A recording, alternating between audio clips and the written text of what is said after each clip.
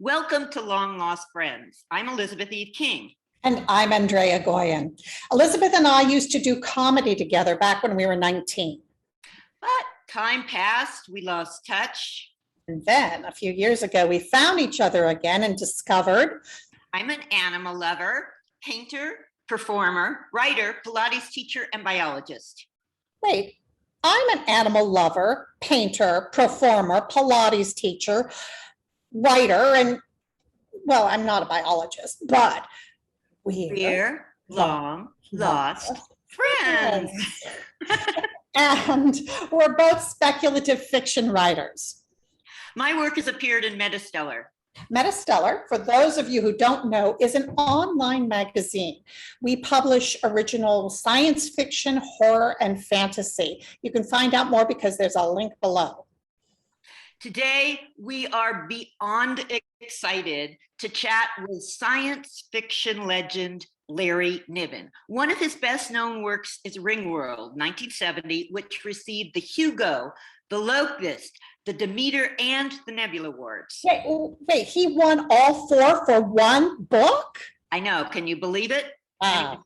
Also the 2015 recipient of the Damian Knight Memorial Grand Master Award, which is a mouthful. If you don't know or haven't read Larry Niven, you definitely should. He's top, and his work is primarily hard science fiction using big science concepts and theoretical physics. I can talk. There are so many things we could talk about, but I really wanted to start with integrating science into fiction. Larry, you have a BA in math, did graduate work in math, and you also have a minor in psychology. How did you switch to science fiction, and how did you use your math and science in your writing? There must be an enormous number of ways to do that. Mine is I read the science for fun and hope it generates stories. And for about 52 years, it's done that. Yeah, I like doing that too. Now, do you find certain kinds of science spark you more than others, or? I like astrophysics, but I've got my most interesting ideas in anthropology. The idea of the pack protector being an ancestor to all of the hominids on Earth fascinated me. But astrophysics, I've gotten 2 Hugo Awards for stories about mini black holes. Yeah, that's pretty interesting. Yeah, has that changed? Because it seems like over time, like recently, there have been a lot of things coming out about black holes that open new doors. Have you found new information or new interest? I try to keep up, but the one that sticks in my head is an old one. I was at Stephen Hawking's lecture at Caltech with a friend who was a newsman, Jerry Pournelle.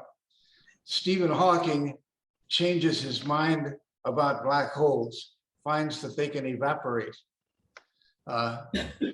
He was one of the very few people on Earth who could make worldwide headlines by changing his mind.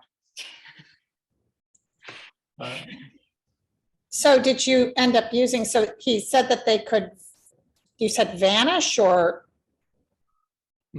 that the black holes could, what did you just say, vanish? Yes.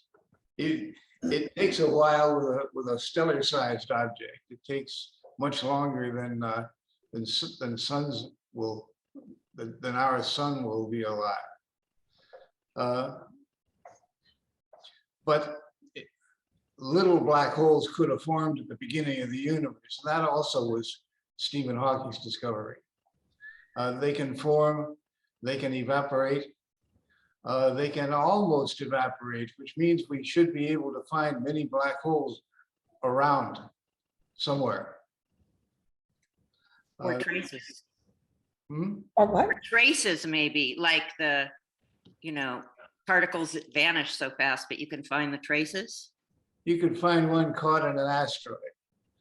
I had one found in an alien base being used for communications.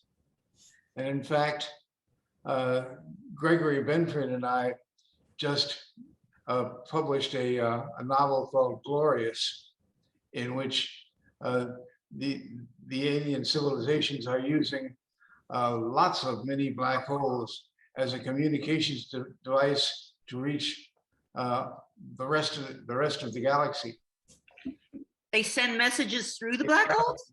in gravity waves. Wiggle a black hole, you send out black gravity waves. It's So you wiggle the hole itself. The hole's almost like a Morse code?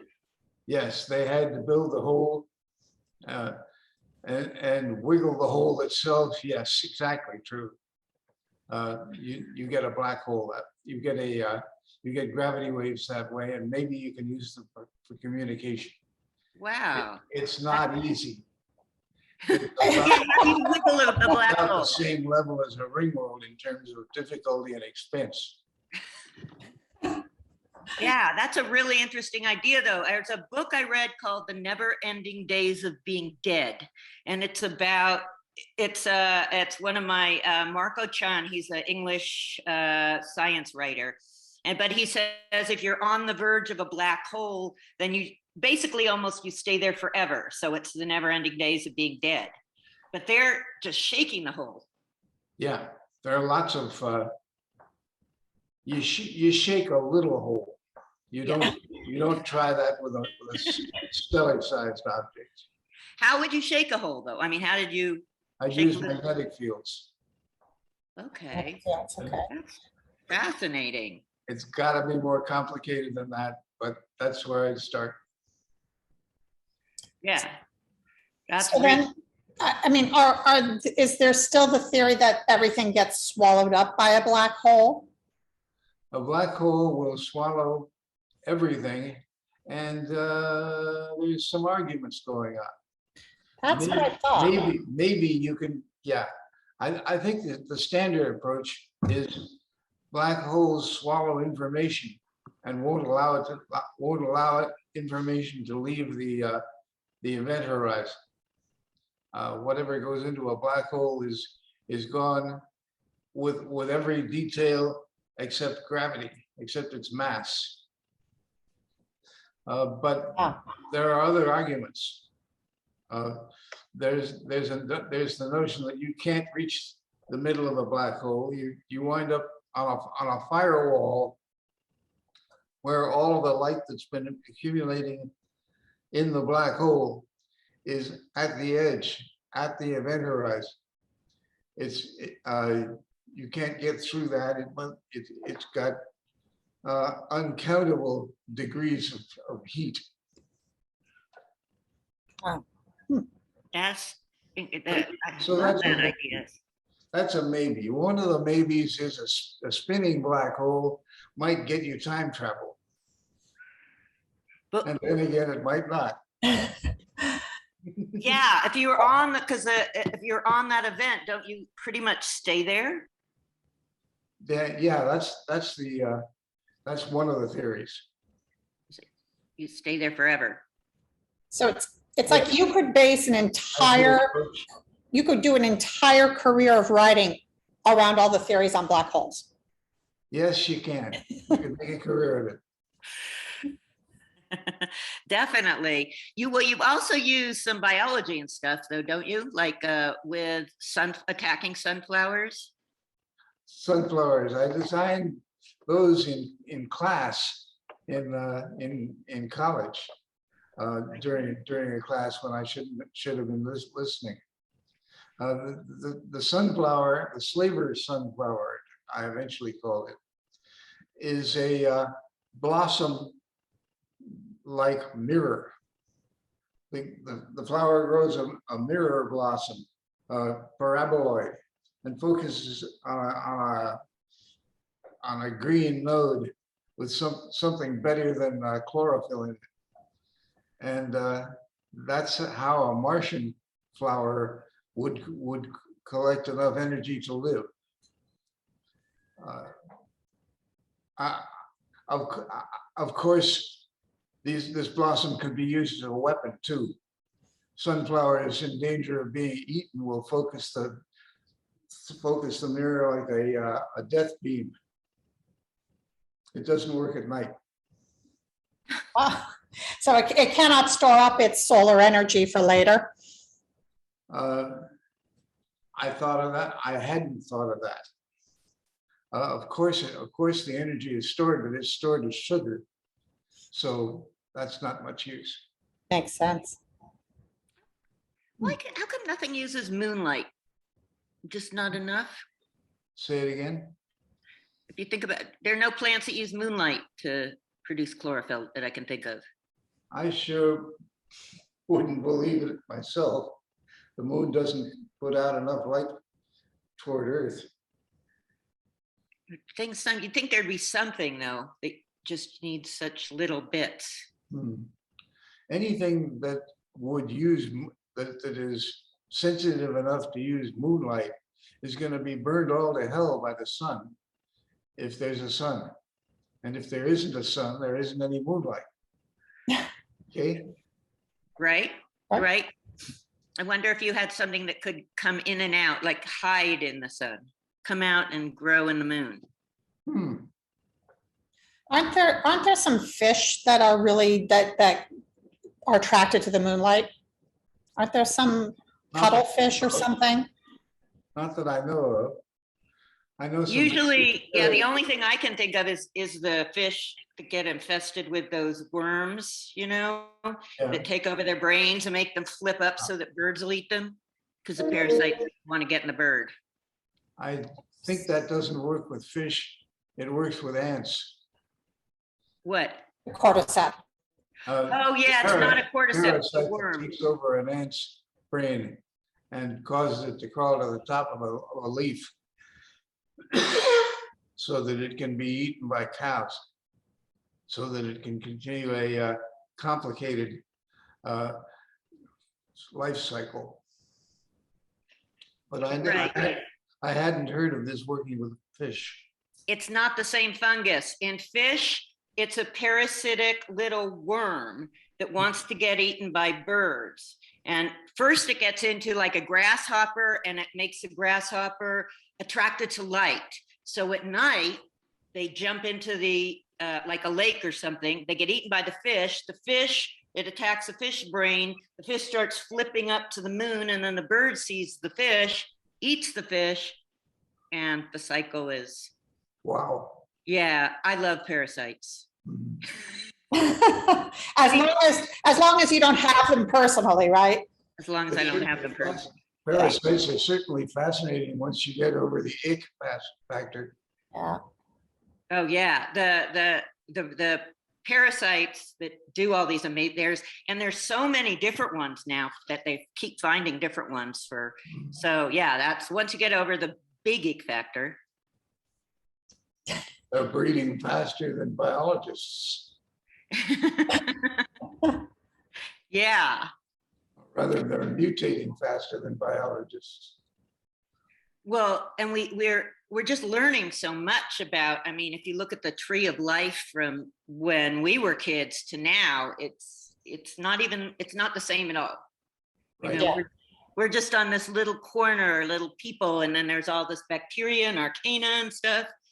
It's fascinating. And there are the empty slots, the extinctions. Yeah. You're allowed to.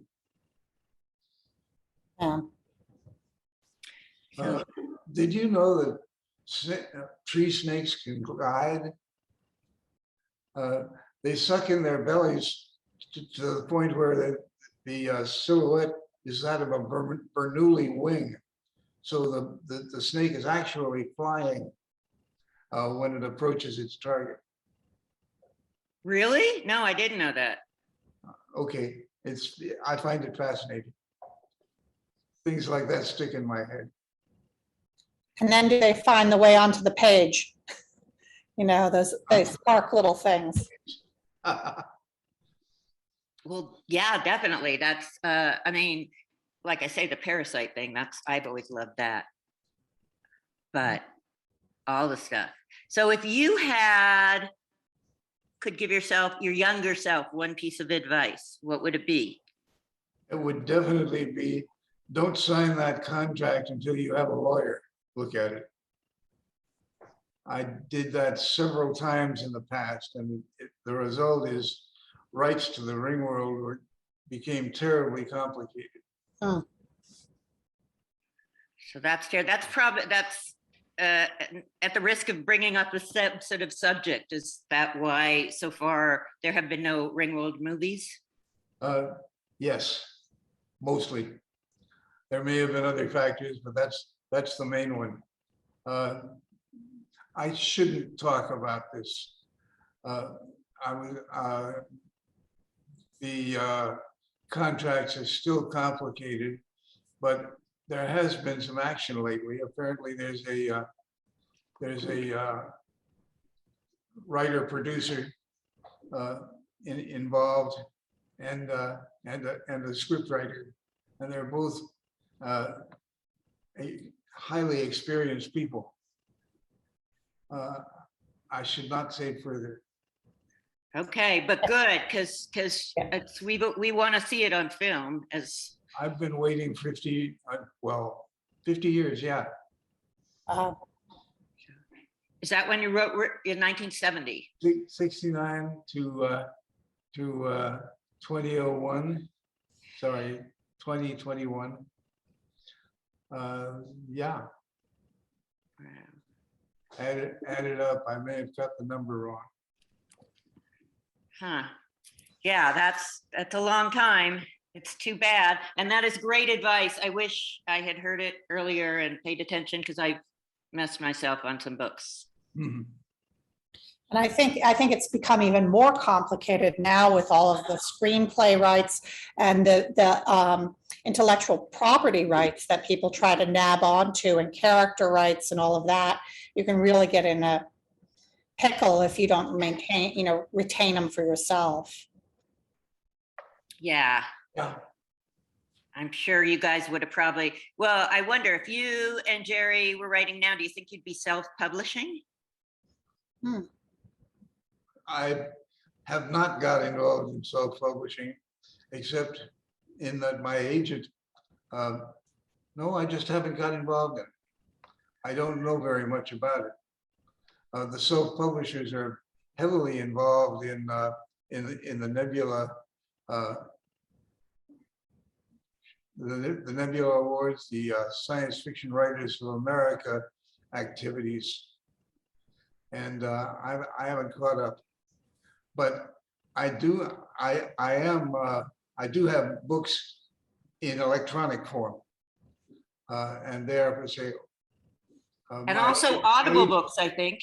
My agent keeps on track of that. Yes, Audible book too. My agent keeps on top of that. When a book goes out of print, she's right on it.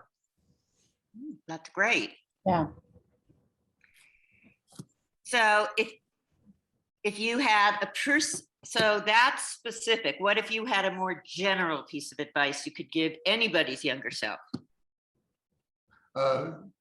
There are several. I should talk about collaboration, perhaps. We're probably going to do that in our next section, I think. Okay, never mind. Writing is recreation for most of us. It's not a living wage for most of us. You have to be, and even when you're a success, it doesn't happen instantly. Mine was pretty quick. 5 years in, I was a grand old man. But the most of those around me were not. Yeah. It has to be a labor of love, and you can't expect Yeah. the outcome. And if you get it, Rewards come slow in the book business. You need lots of patience. Patience. patience. Yeah. And frankly, as you said yourself, I mean, I think you were writing like a year before you started getting some pretty big recognition, correct? I was writing a year before I sold my first story. So you were kind of, I mean, you're so right. Everybody needs patience. You needed less than most. Well, yes, I was lucky. I was born with a trust fund, so I didn't need to hold down an honest job. Oh, yeah, that's very helpful. Yes. So that's good advice. Be born with a trust fund. You heard it here first. Be born with a trust fund. Then be patient. Okay, I'm going to go back and do that. Start over and be born with a trust fund. Me too. Okay, that'll give you a boost. You'll still need an imagination to get to have your success, your present success. Yeah, imagination and Curiosity. Hmm? yeah, and that study that like all the science it brings for so many of us at least is pretty much the most fascinating thing. Science. I keep up with the science for fun and hope it generates stories. And do you branch out into multiple sciences? I mean, I know you have math, which I'm tremendously in awe of because Andrea and I both, it's like one of the things we don't do well is math Not at either. all. So Science fiction writer needs all of the sciences. You set a scene on another planet, and you're expected to know geology, biology, sociology, and politics. And if none of that, if something in that doesn't work, you don't have a story. So when you're thinking about a story, so say you have this story idea, then, I mean, which comes first? I guess the world or the idea, or is that not? The idea comes first, in my experience. In a lot of other, I've tried everything. There's a story called Flash Crowd that started when I couldn't keep a promise. I had trouble keeping a promise to Bob Silverberg to write a story about teleportation. I couldn't seem to generate an idea. So I sat down and I wrote 2 lists. This may work for lots of other story ideas. You write a list of what the effects you think are of your teleportation system, which you have to design first. You write down a list of the effects, and you write down a second list of who gets hurt. Who gets hurt is your protagonist. I did that, and I got Flash Crowd without any sudden episodes of genius. That's great. So sudden episodes of genius are nice, though. Yeah, I have a teleportation system I think works, but every time I try and use it, it's just complicated. Not the system as much as the story around it. Yes, a lot of things change if you can teleport. And of course, the design of your teleport system counts for a lot. I made charts for the Peterson's Puppeteer teleport system, the stepping discs. And they're a little hard to believe in, the stepping discs. Compared to a thing that looks like a telephone booth, that's easier. The Flash Crowd used what amounts to telephone booths. And how they teleport. Flash. And no, I'll answer that question. I didn't like Poul Anderson's approach, which is the same as Star Trek's approach, which has you breaking down the passenger and beaming the information to another site. That's a death sentence. The way I did it, the cargo becomes a super neutrino, a thing moving at light speed that has quantum capabilities and masses up to 1,000 pounds. That's my teleport system, and it's a little easier to believe in, perhaps. Yeah, definitely. Yeah, the Star Trek doesn't, though it would be fun, but it wouldn't work. A lot of room for error. I always thought, so what do you think of this idea? If you have like a mini CERN space collider around a capsule, so it's like thin going around, but they're bombarding these particles, right? And smashing, and so they're creating mini black holes. And could you go through the mini black hole?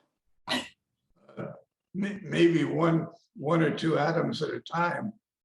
It sounds like another death sentence. Yeah, well, I wonder if they, yeah, probably. I don't know. I was trying to think of if you could, because the black holes the CERN produced, I was like, that could be cool if it was going around. Maybe if you sent something very small through. But you definitely want to start with that, Elizabeth. Yeah, send through an algae Yes. or something. We can do teleportation at the quantum level. It's not useful yet. I know. Well, it's that we're still waiting for the quantum level and the microscopic level to, you know, match. Though I recently, a friend of mine we came up with this thing. So congruent evolution is when two things evolve to have the same qualities, but they're not related at all. They might be on different continents or whatever.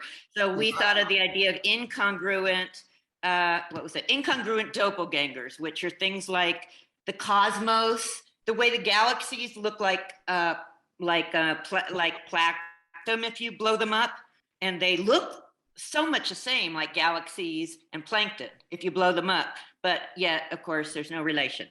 And whirlpools. Also. Whirlpools, right. You're thinking the eye of an octopus looks like it was designed for humans.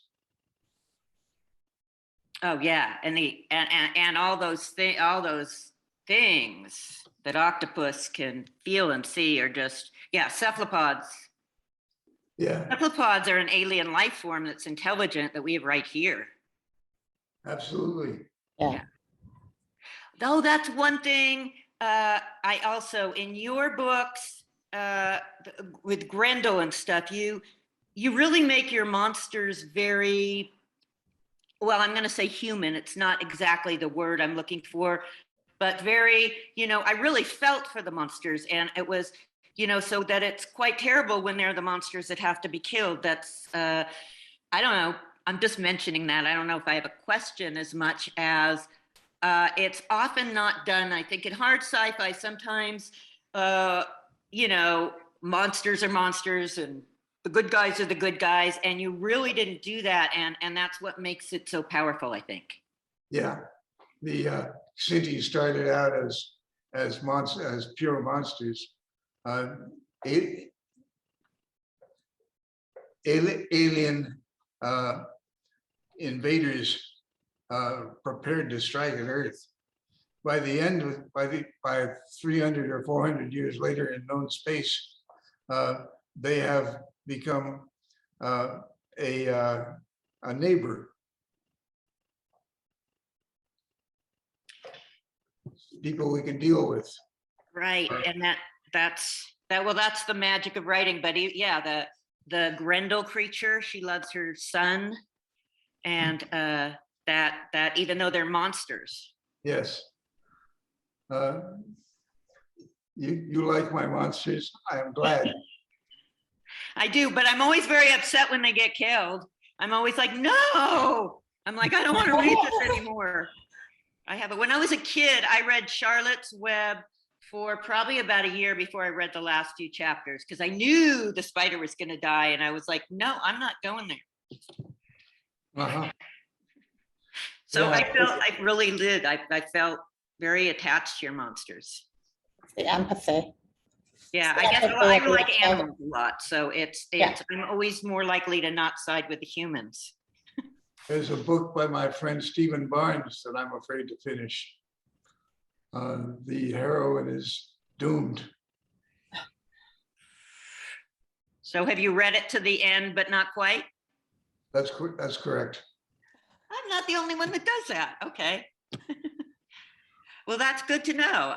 Well, thank you so much for talking with us. This has been more than a pleasure, and just talking to you always makes my head start exploding, which I like. Yeah. In a good way. I like conversing with you, Evie. Thanks. Yeah, it always makes me think of new stuff. And I love running ideas. So thank you so much. We end every segment with the best thing we learned this week. So I'm going to, yes, last week I said that one of the best things I learned was that they've been studying schooling fish, and they found that the distance between each fish, they like each 4 fish goes in a formation like this. And so when they're schooling, they can use the eddies and everything, and they're moving as one big creature, but only by keeping these like 4 fish right on their edges. I believe, though I haven't read this, so this is just my idea, but I think it's the same way that starlings do the murmuration of those huge flocks you see. Yeah. And so they said, gee, these fish are using air currents. Why couldn't we use them in windmills? And so instead of placing windmills far apart, they said, if we could place them super close together, we could use the air eddies. And to do this, they started to make vertical, different kinds. And you can look online and see there's all kinds of these vertical windmills now that can be very close together and use the eddies.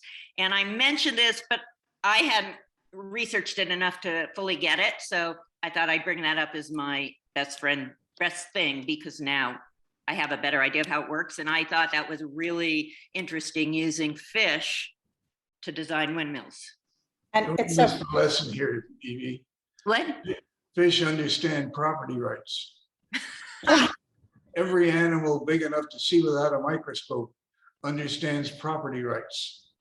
You don't think there's some microscopic stuff going on where they're like, microscope? Sure. They need to be able to sense their position with each other, but they'll stake out blocks of water as territory. Yeah. Also, like, you know, well, of course, shells, or the holes. There's that little fish that has a blind shrimp that lives with him, and he puts the blind shrimp out. He holds the tail, and the shrimp goes and gets some food, and then he pulls them in when there's danger. I didn't know about that one. Yeah, I love those fish, and you can see them sometimes if you're scuba diving and you're really quiet. I've seen that. Wow. Where he's got the little thing and he's holding them by the tail, sort of. And you know, okay, one more, and then I'll shut up. Sea cucumbers. Do you know they have a little white pearlfish that lives in their anus? I didn't. Thanks to you, I do. And the little pearlfish comes out at night, eats something, goes back in. I look back on the wonderful moment before I knew that. Yeah, and you'll remember that a long time ago. There was a time before I knew this. I was going to talk about something else, but because you talked about the wind, I actually found a really cool thing today about there's this man named John Doucette, who has designed turbines in a flat wall unit. So it's got all these different grid panels that spin. So it can be, he's got one prototype done, I think, but they're thinking they can make them all different sizes. And it's just like putting a wall up that catches all of the air flow and will create all this energy. It's a great idea. They can put them up against buildings and houses, and really cool. So it kind of goes right off of what you were, and it does look like a school of fish, right? It's kind of, there you go. I'm gonna Google that and see what it looks like. Yeah, it's really cool. So I thought that was really cool, and it just happens to fall in the wake of yours. In the wake. How nicely put, too. Okay, Larry, it's up to you. What is up to me, Evie? The best thing you learned this week. Oh, the best thing I learned was that there's action on the Ringworld movie. I haven't learned anything to brag about in the science department this week. Oh, That's great, though. That's great news. action on Marine World? On Ringworld. Oh, on Ringworld, yes. That is, I heard you Marine World. That's why I was like, I don't understand. What about Marine? What if the dolphins You take love it the over? sea. I don't know. But that is great about Ringworld. I am still, we're gonna see it. We're gonna see it on film someday. Not too far away. I hope so. Me too. Yes. So thank you so much for talking, and thanks Yes. Maria and Alex. I'm sorry. Why can't I suddenly can't say their name? Sorry. Thank you, Maria and Alex Korolov for editing. Korolov. Korolov. I left the R out. Korolov. I say this every week. Korolov. Maybe you can fix that, Alex. Take some of these little things out for editing and directing and doing all things of which we are ignorant. Yes, we are ignorant. We can barely speak sometimes, so you know. If you enjoyed this episode, the viewers or listeners, or however you are enjoying this episode, please like it and subscribe to our channel so you won't miss future incredible upcoming episodes with Larry. And if you'd like to help support our publication, you can go to our Patreon site. All of the proceeds go to support writers. Everybody who works at the magazine does it as a volunteer. So all funding goes to pay writers. I wish I could say a living wage, but a professional wage. And we get new science fiction, horror, and fantasy up and running on the magazine. So thank you so much, and we'll see you next time. Thank you again, Larry. Bye.